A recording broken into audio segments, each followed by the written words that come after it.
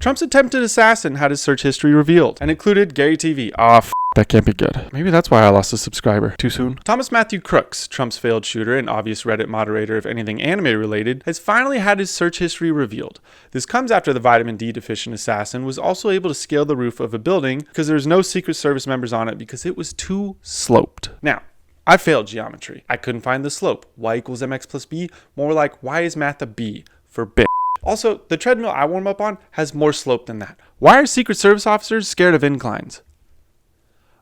Okay, yeah, she probably is, but why are the rest of them scared of inclines? Thomas Matthew Crooks even Googled major depressive disorder before he went on his rampage. We all experience depression. I do every time my girlfriend says no to Applebee's, but I don't go and try and attempt a John Wilkes Booth. He looked up images of Trump and Biden and then also looked at the dark arts of fornication, you know what I mean, which proved this guy is crazy. I don't know how you look at their neck flaps and then want to go look at... Never mind. Biggest crime Thomas Crooks committed was the fact he used a Samsung phone. And now we have evidence that no one with an Android can be trusted. His phone was encrypted, and government officials just struggled to get into it, they say. What they really mean is the CIA was having trouble deleting their messages to Thomas. He searched up people in government and even a royal British family member. We aren't sure which one, but I think we know who. It was actually just him Googling when is the next episode of Meghan Markle and Harry's show, because only people with chronic depression are fans of the royal family. The royal family is just the Kardashians for people who like racism. It's also been reported that he even flew a drone over where the rally was held before it started, proving my theory that anyone with a drone should be monitored by the CIA. Why is your hobby spying on people from an aerial point of view? Ladies and gentlemen, the Semi-Daily Night Show with Gary TV, your host, Gary. Tonight's ceremonial first pitch. And please welcome the President of the United States. We did it, Joe. just making sure you're paying attention. Biden has dropped out of the presidential race. Democrats took their candidate, Joe Biden. I was going to put him, excuse me. I wouldn't have picked Vice President Trump to be vice president. A man with racist past who struggles to speak, and replaced it with Kamala Harris. To see the moment in time in which we exist and are present, and to be able to contextualize it, to understand where we exist in the history and in the moment as it relates not only to the past but the future. A woman with a racist past who also struggles to speak. Oh, America's Over the past 3.5 years, we had people telling you Biden has a stutter, and he was actually mentally fit. All that changed over one weekend. I haven't been gaslit this hard since I was told Biden decides himself what he wants for breakfast. People literally looked you in the eye and said that man was mentally fit. Come on, man. America is now at a point where conservatives are voting for a felon and liberals are voting for a cop. Think about this. All of 2020, the left said systemic racism is bad.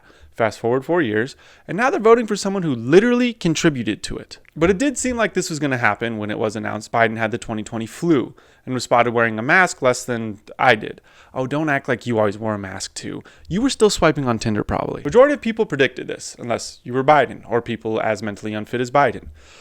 Supporters, excuse me. We also saw that he would endorse Kamala Harris, the only person actually worse than Biden. But there's a rumor that someone at the DNC will be nominated that's worse than all of them.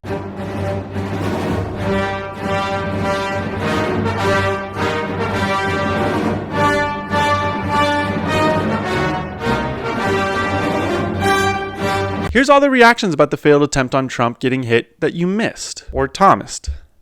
That might be too soon. Libs of TikTok, the online personality who became famous because she was upset she got doxxed, is now doxing people, who wish Thomas Matthew Crooks did not miss.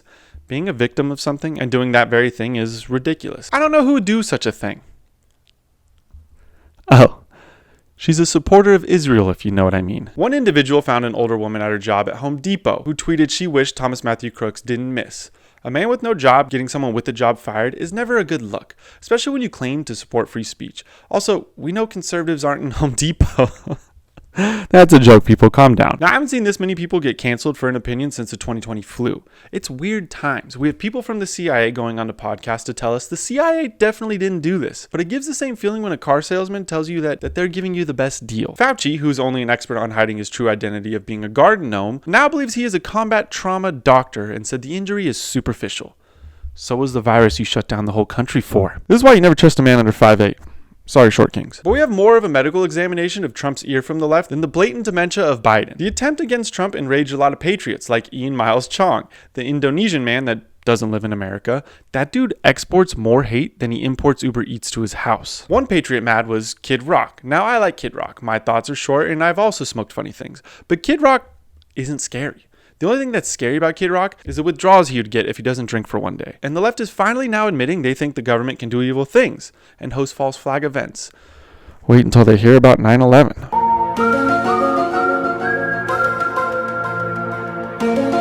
Republican Comic-Con just happened. Rudy Giuliani did the one admirable thing of his whole life. He asked for 1 million beers and it showed. The RNC showed America is one nation under Ozempic. What the happened to you, Sarah Huckabee Sanders? It also had Matt Gaetz, who has put more petroleum-based injections into his face, that he asked Republicans if it needs democracy.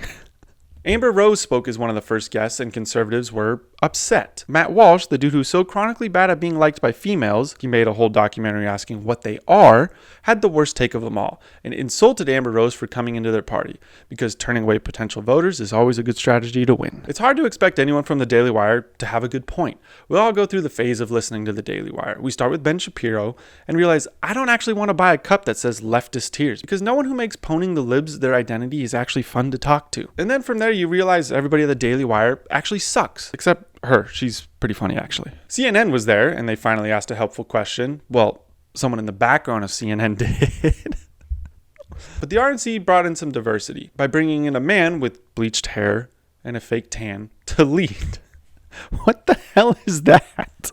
And Trump spoke for one of the first times and walked out with an ear patch. Some Democrats began trying to debunk if he actually needed it, ignoring the fact that a wound can get infected. You would know if you did anything other than type on Twitter. Saying he faked the injury, but at least his ear is more covered than Biden, who supposedly had COVID.